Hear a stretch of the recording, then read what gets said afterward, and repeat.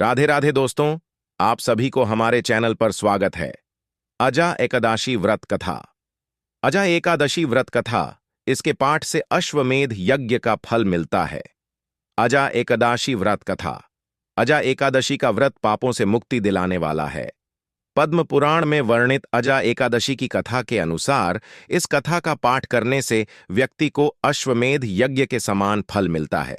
अजा एकादशी का व्रत रखने वालों को इस कथा का पाठ तथा श्रवण जरूर करना चाहिए, तभी व्रत का संपूर्ण फल प्राप्त होता है।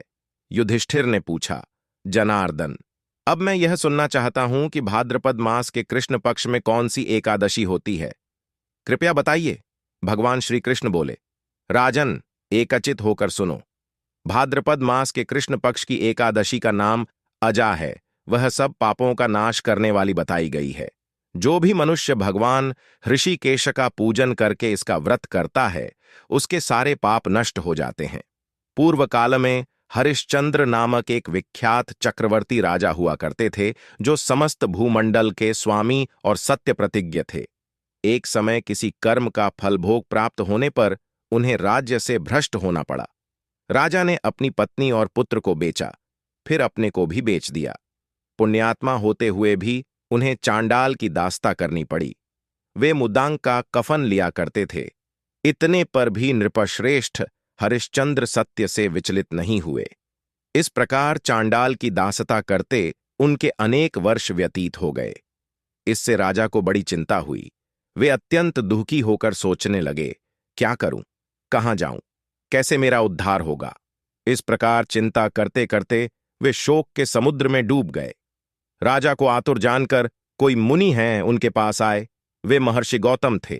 श्रेष्ठ ब्राह्मण को आया देख गुप्त रहने उनके चरणों में प्रणाम किया और दोनों हाथ जोड़ गौतम के सामने खड़े होकर अपना सारा दुख समय समाचार कह सुनाया।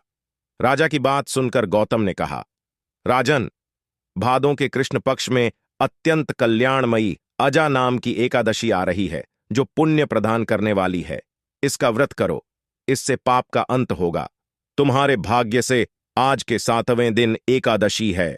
उस दिन सुबह प्रातःकाल उठकर स्नान आदि से निवृत्त होकर भगवान विष्णु के विधि विधान से पूजन करें और उपवास करके रात में जागरण करना। ऐसा कहकर महर्षि गौतम अंतर्ध्यान गए। मुनि की बात सुनकर राजा हरिश्चंद्र ने उस उत्तम व्रत का अनुष्ठान किया। उस व्रत के प्रभाव से राजा सारे दुखों से पार हो गए। उन्हें पत्नी का सत्रिधान और पुत्र का जीवन मिल गया। आकाश में दुंदुभियां बज उठीं। देवलोक से फूलों की वर्षा होने लगी। एकादशी के प्रभाव से राजा ने अखंड तक राज्य प्राप्त किया और अंत में वे पुरजन तथा परिजनों के साथ स्वर्गलोक को प्राप्त हो गए। राजा युधिष्ठिर, जो मनुष्य ऐसा व्रत करते हैं वे सब पापों से मुक्त हो स्वर्गलोक में जाते हैं।